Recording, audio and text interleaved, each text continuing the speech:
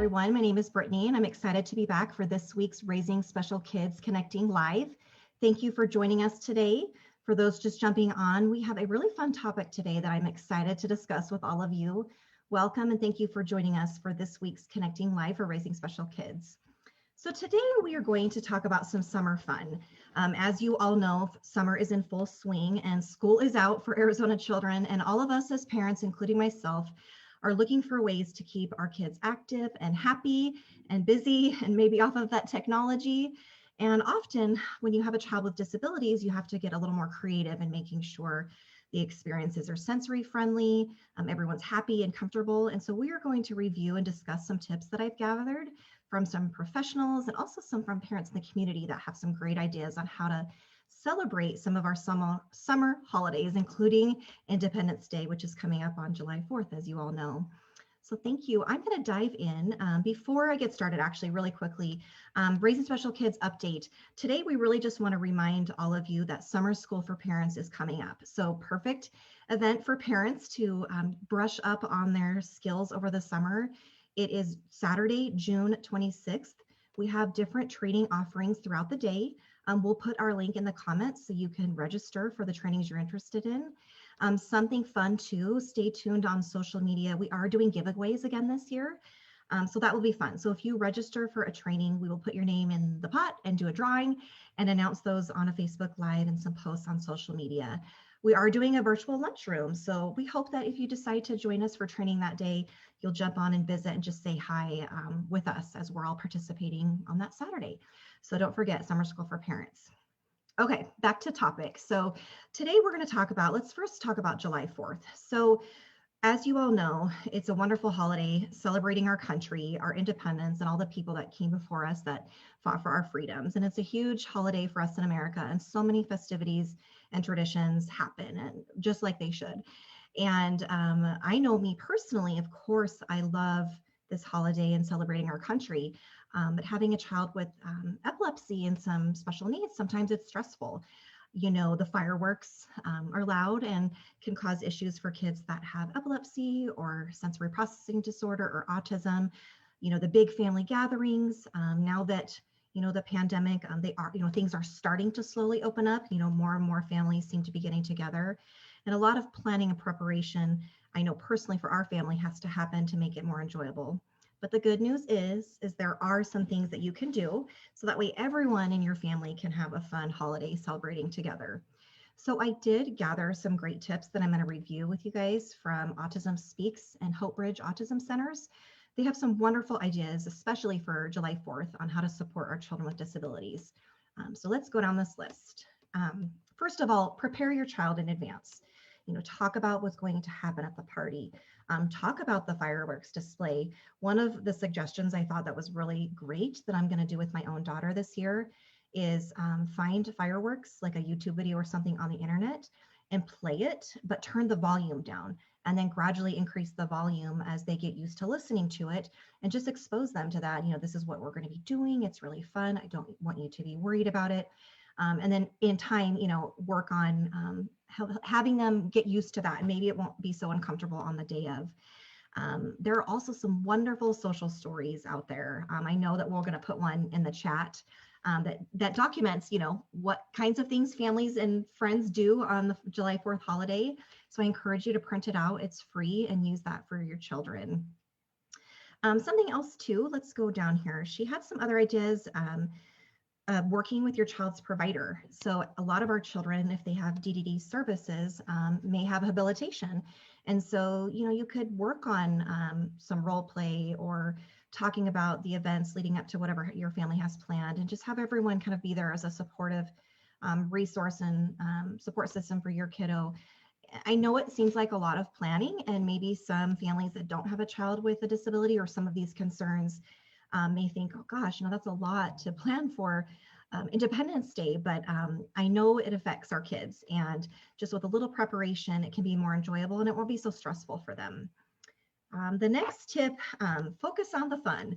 So there was a time in my life, and I'm sure the parents listening in can relate, where I almost dreaded, holidays and family outings, not because I didn't want to see people, but because of the effect and toll it took on my little one. She does have sensory needs and seizures, like I mentioned, and often the chaotic events and places where there's a ton of people or a lot going on or loud noises, it ended up being us waiting in the car or going home and then eventually not going at all. And that's difficult, especially a lot of us like myself and my husband who have other kids. And so now I feel like, as we become more seasoned parents raising a child with disabilities, we've used some of these tips and strategies so that way the whole family can enjoy it. It maybe looks a little bit differently than some of our friends and family in the community, but we still work hard to have our daughter be a part of it. So focus on the fun. Don't be afraid to make plans. Of course, considering COVID restrictions that are still in place and if what your comfort level is. But a lot of families are planning get-togethers. Include your child in some of the planning if that's possible. And really, as parents, try to give yourself a break if it doesn't go smoothly or you do have to, have an exit strategy to get out of there.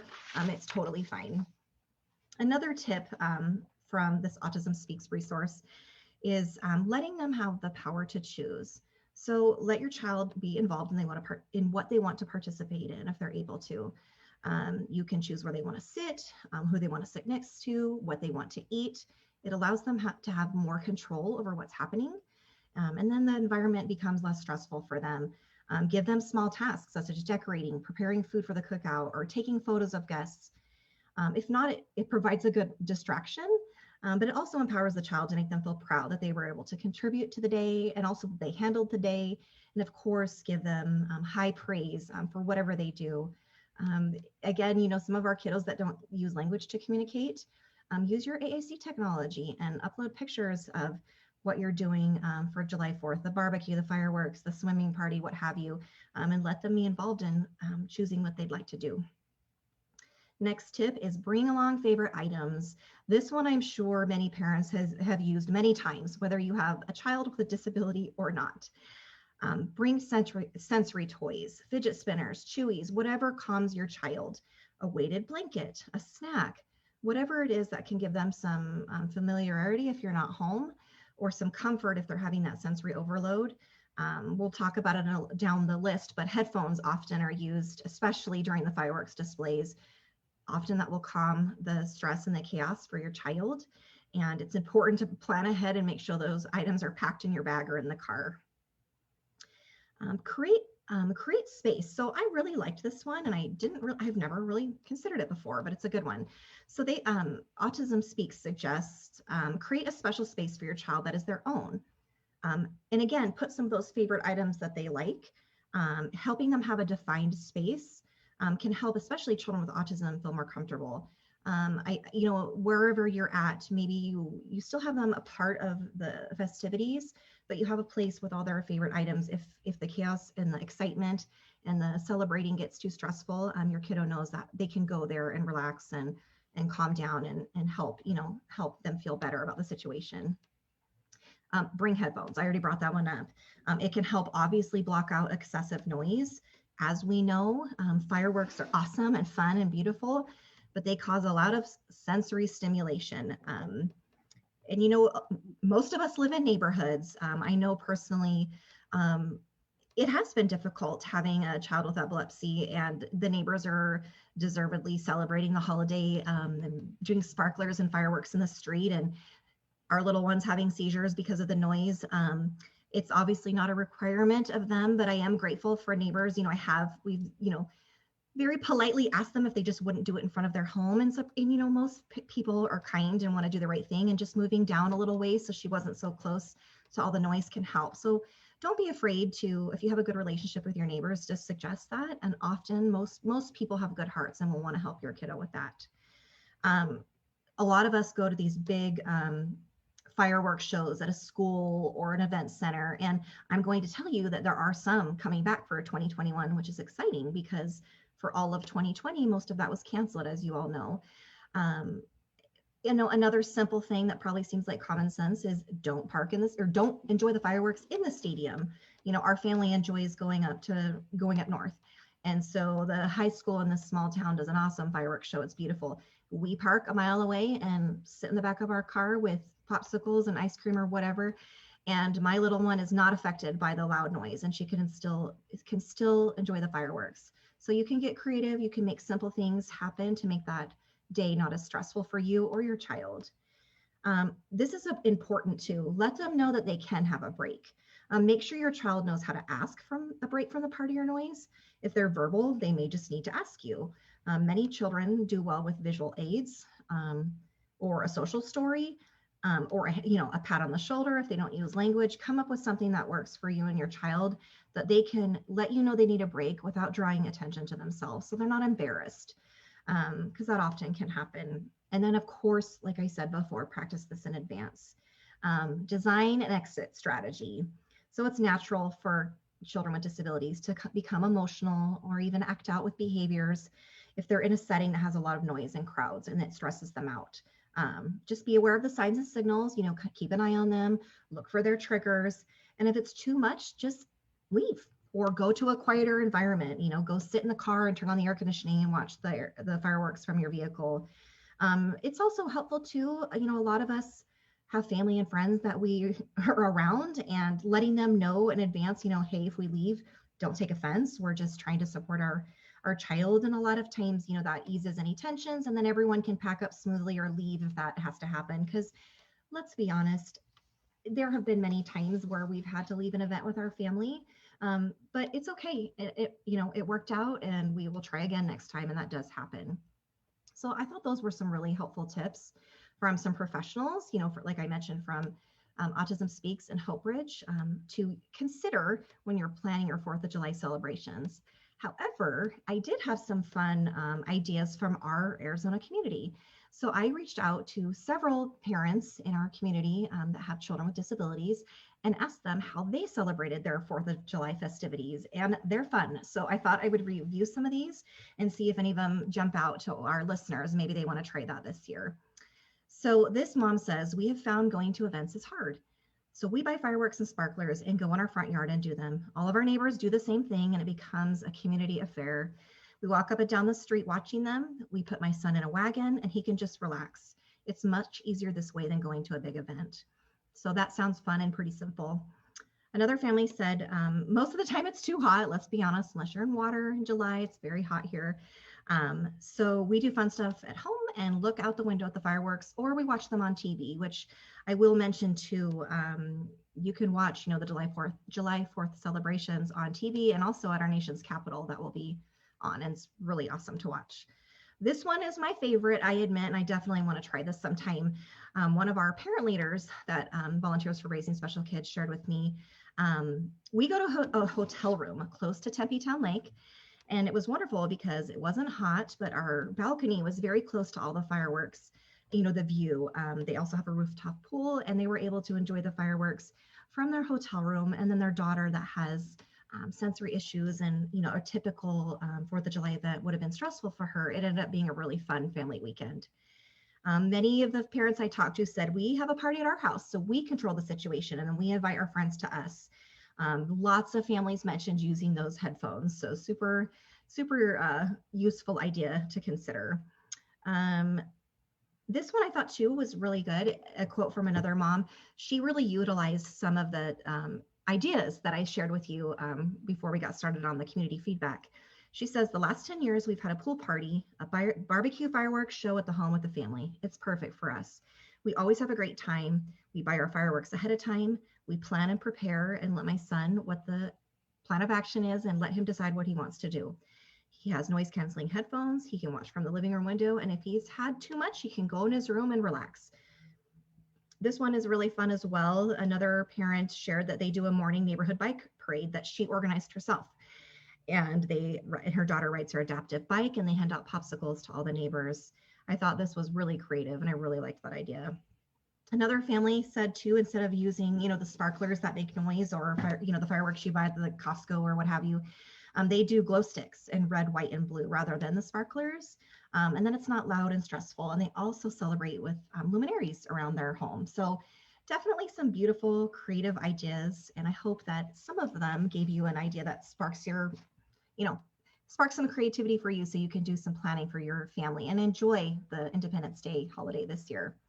The good news is, like I mentioned before, is there are events happening. So if you are comfortable, there are events happening all over the state to celebrate July 4th. So let's just talk about some of them.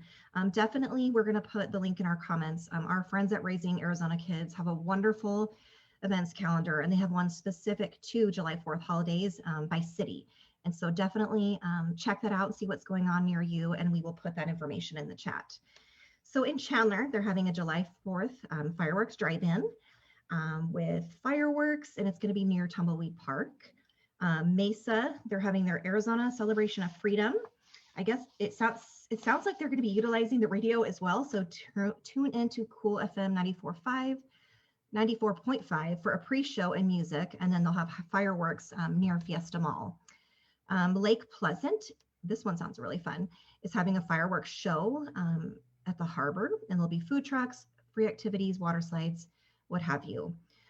Gilbert is having 4th of July celebration. They'll have it on their Great Lawn near their, I believe some of their city buildings. It doesn't specify here, so go check out their Parks and Rec website. I'm sure it'll be there.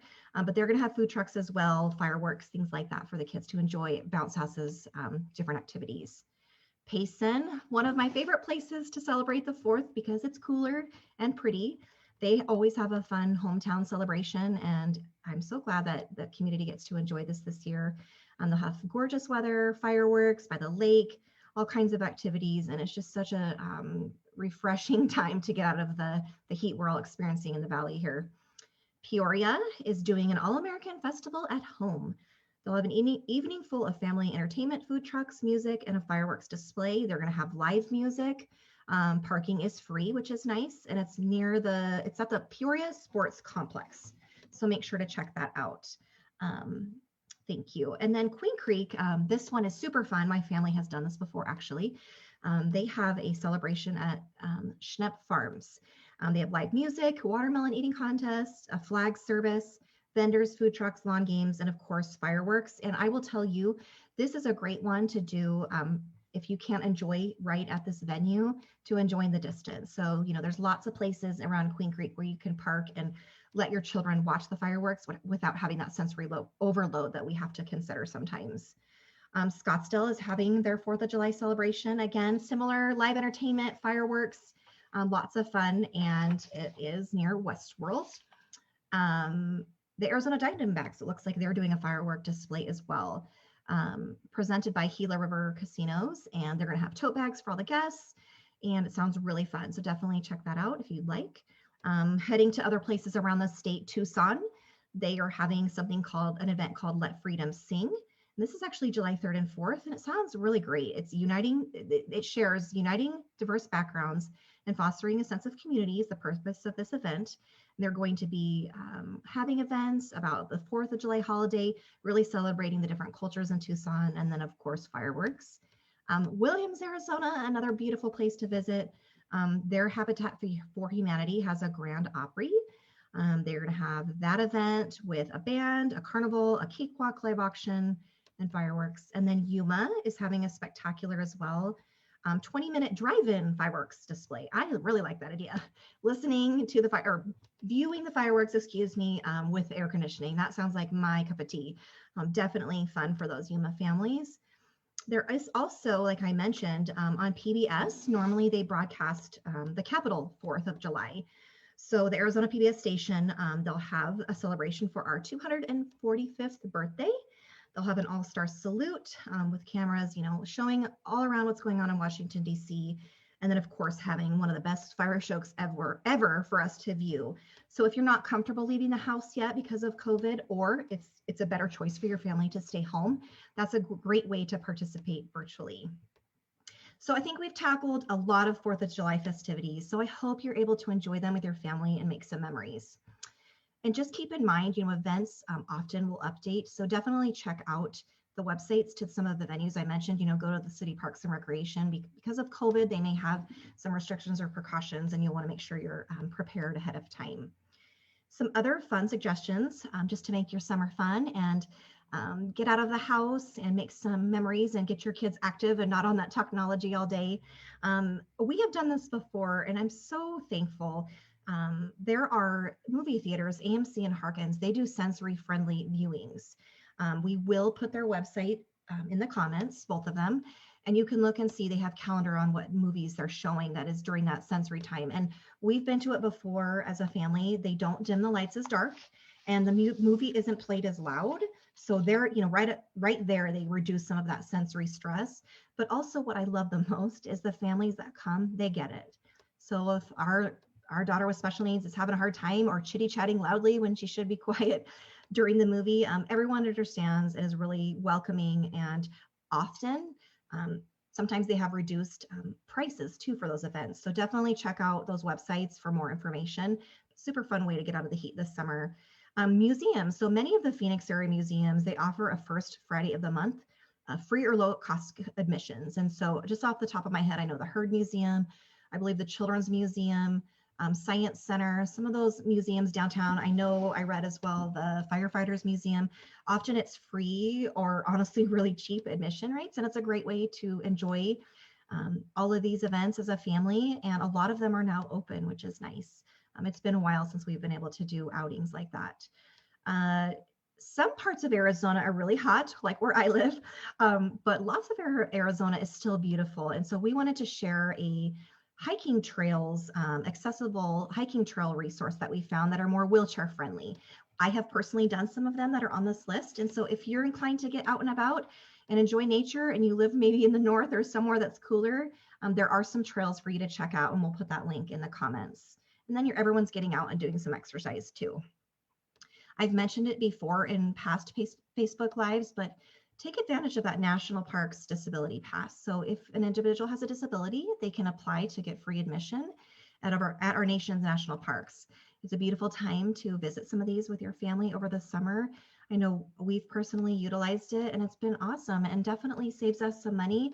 And then we're more inclined to go somewhere adventurous and somewhere new that we've never been before. So we'll put the website there in the comments, and you can apply for one if you'd like.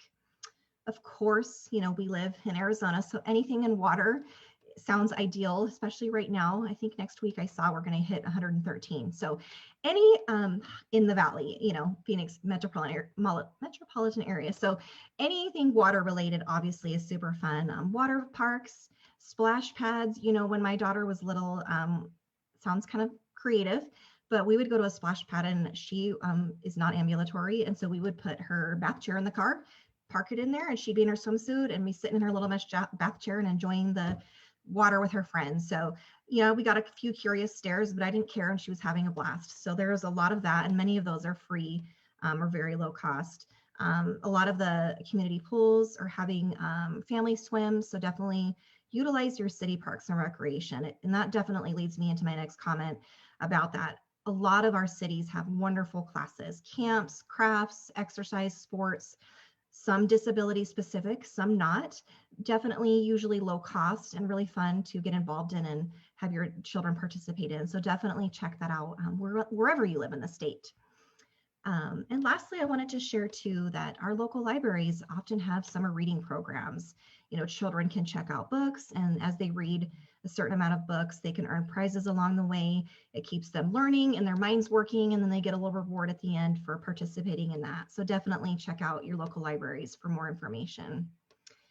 However you decide to celebrate summer 2021, we truly hope, all of us at Raising Special Kids hope that you can have a fun time with your family, make some memories, get creative so that way you can enjoy the festivities and that your child can feel comfortable and it can be a better experience for your family.